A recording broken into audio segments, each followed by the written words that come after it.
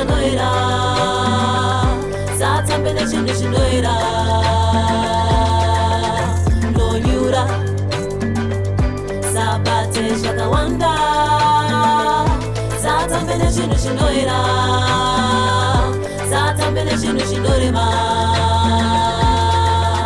norumwa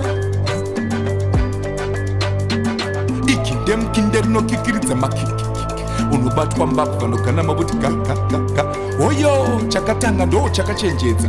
Take it easy mzaya, ngozi yebedzi ganda nzara inokupeta. Ali floated like a butterfly and stung like a bee. Yes, manje skiriri mavines mubato rukato runokupeta. Kukatanakatana kunoda koumbure kwete kwemtezo wemunhu. Ukadyara mhepo machewe uchakohwa chamupupuri chinokusveta. Alternative 1, lend me your ear, be a go-getter.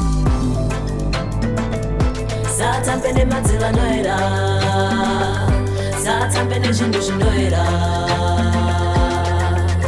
nonyura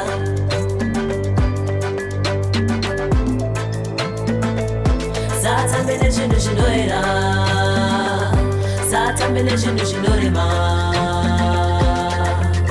norumwa. Now listen here. Unu une munhu mune hunhu yakaende pikodzidziso yamazitateguru makuru dzakaende pikodzidziso dzanambuya nanasekuru vari pachuru. Vakafa havana chavakaona, vakasara hameno tikapona. Tingaponesei nezvazvava taiswa pakona? Hoyo zvaendwa masango matema. Rereka nzeve ndikupe zano, chekuchera chaakuuraya mazuvano.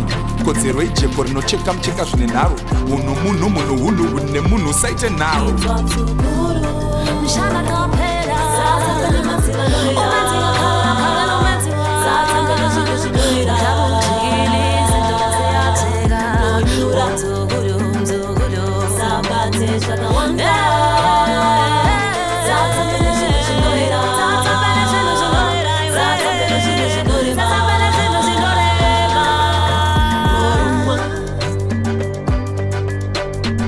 Yambiro howa kutanhaisa rauda. Vamwe vakazorora hwedza dzizere mukaka nekuti bumbiro rekuremekedzana rakapfutunurwa chiriporupotwa harina kukaka. Jeredzwa ratisina kudzimisa hero roti turikazidanda pafudza hakuna dende nyore. Kutorwa nyore nyore kuenda chiverevere. Rufu anozvita poripori nokuti nguva mucherechedzo wedakambova razvino nerichazuva. satambe nemadzila noera satambe nechinhu chinoera